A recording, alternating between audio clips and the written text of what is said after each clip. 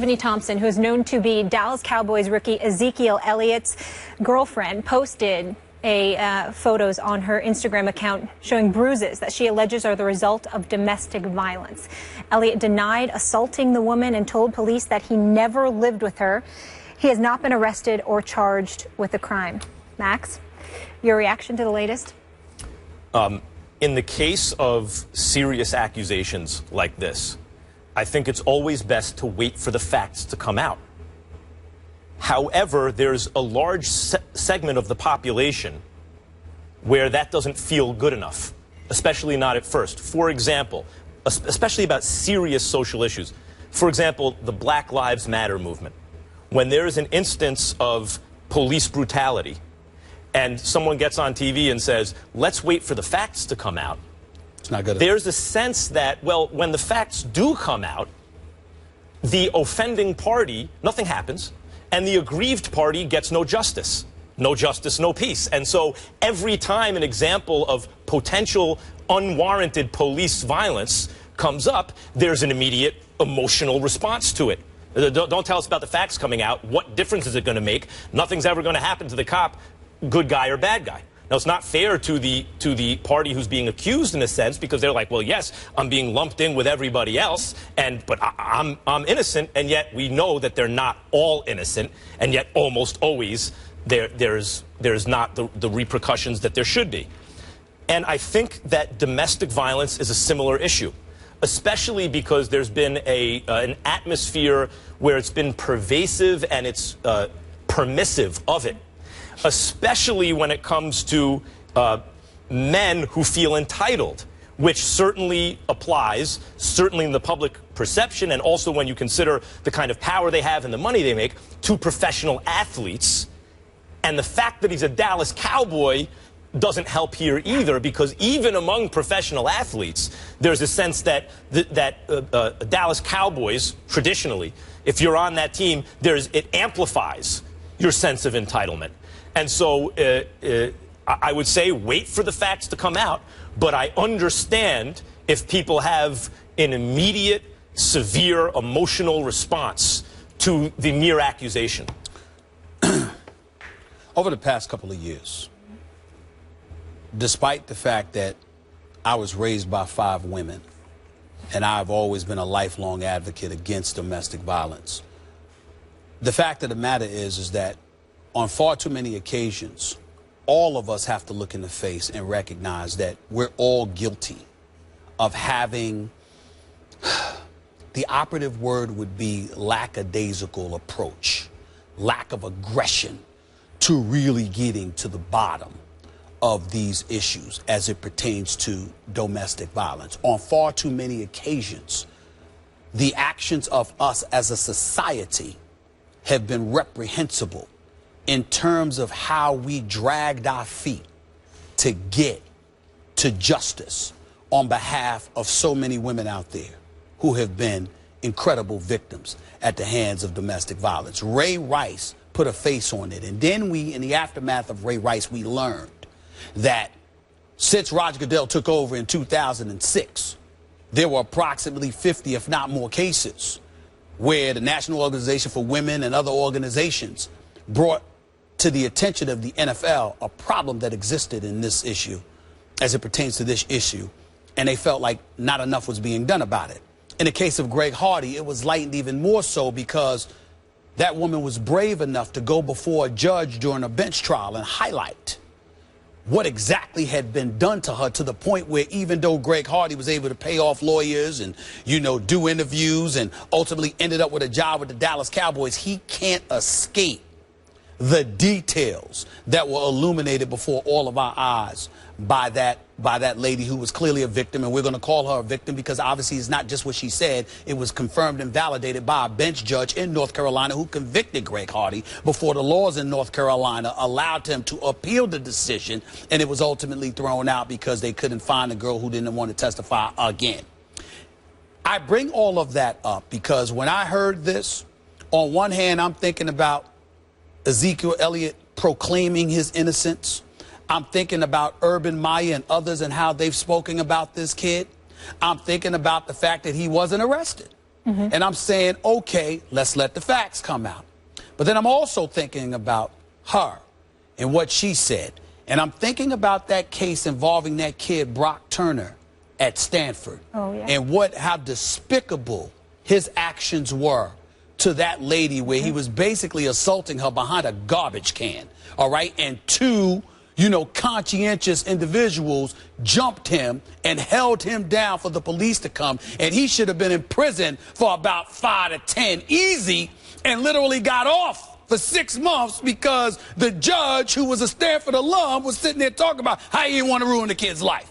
And the testimony that young lady gave in defense of herself and in defense of domestic violence victims everywhere, it just elevates the level of awareness and sensitivity exponentially. So while we sit here and we say, like Max just said, we want to hear all the facts because we want to be every bit as fair to Ezekiel Elliott, let's make sure we're fair to her, but let's also shine a light on the Dallas Cowboys. Now, I'm known as a Dallas Cowboy hater, but that's all in fun. I'm a native New Yorker. I'm just playing around. I know that Dallas is a great team. I think that Jerry Jones is a great businessman. They're certainly not winners as far as I'm concerned. I do not understand why they're America's team, because they haven't won in 20 damn years. The flip side is, I look at this, and to me, the Dallas Cowboys walk around in this day and age, certainly not condoning anything like this, but they walk around with the veneer, the aura of just win, baby. Yeah. But they never win. So not only do you not win on the football field, but in the court of public opinion, they're not winning in terms of positive press. Now, they may not care because any press is good press if you go by that mantra. But in the end, I do think it's something to be concerned about, because in the case of Ezekiel Elliott, I won't lie, this is one of those days where it doesn't look good for him to be a Dallas Cowboy. I'm going to say it. It doesn't look good for you to be a Dallas Cowboy, because the Dallas Cowboys taking a chance on Greg Hardy and having the troubles that they have in other categories, with dudes getting suspended, not for this reason, but other reasons. And another dude that's no longer on the team robbing department stores for cologne and pairs of drawers. I mean, every time you turn around with the Cowboys, those rookie contracts, it's something. Can't eat. I'm just saying. I think you're right about the Dallas Cowboys. Professional athletes, and listen, if you take a large group of people, you will find bad behavior in that group of people. Particularly in the case of football, you have a lot of people who didn't grow up with anything and then suddenly acquire fame and fortune and power very quickly. And maybe even along the way, they've been treated differently than other people because of their potential to help on the field. And so there is that sense that these guys are, many of them, or some of them at least, are entitled, and that's a bad thing.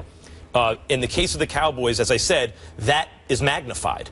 And sometimes that's a good thing. There are perks that go along with being a member of the Dallas Cowboys. They're America's team, by the way, because Tex Schramm was a brilliant PR guy back in the day and said America's team, and people bought it. Thanksgiving Day. Yeah, right. And by the way, you're right. It's not like they've been very good in a very long time, and yet they're still treated as though, even look at the odds, who's going to win the Super Bowl. Dallas, the odds always seem out of whack with the reality of the team. And so here is an example of the kind of heightened responsibility that you have if you're on a team like that. You have certain perks, but it also heightens your responsibility to completely keep yourself out of any kind of situation as much as you can control it, where you could even be accused of something like this. And again, I don't want to rush to judgment. You always let the facts come out. And right now, as you mentioned, he hasn't been arrested or charged with Not at all.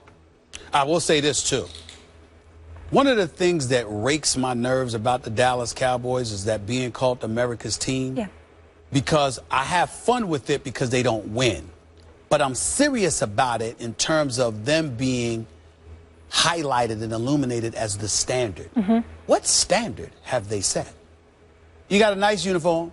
You got $1 billion playpen because you got an owner with oil money. Always in the headline. I mean, you're always in the headline. But if you sat back and just took stock of the Dallas Cowboys and why they have made headlines over the past decade, it ain't good. It ain't good. I mean, the bad far outweighs the good. Yeah. On the field and off the field. They just returned the relevance in terms of winning a couple of seasons ago when they won 12 games, and they ultimately lost to Green Bay in the divisional playoff game.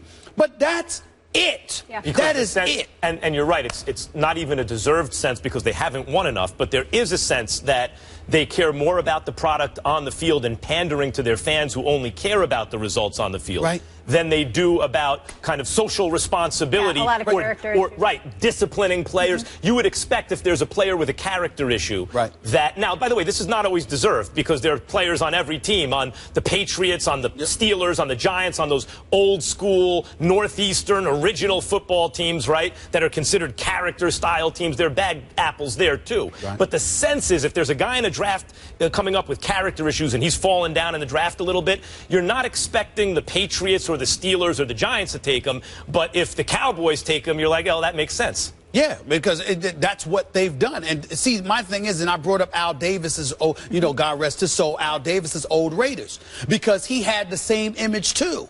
And it was slow, they sloganized, for lack of a better word. He put a slogan on it. Just win, baby. Yeah. Here's the thing. He was winning when he did it. Yeah.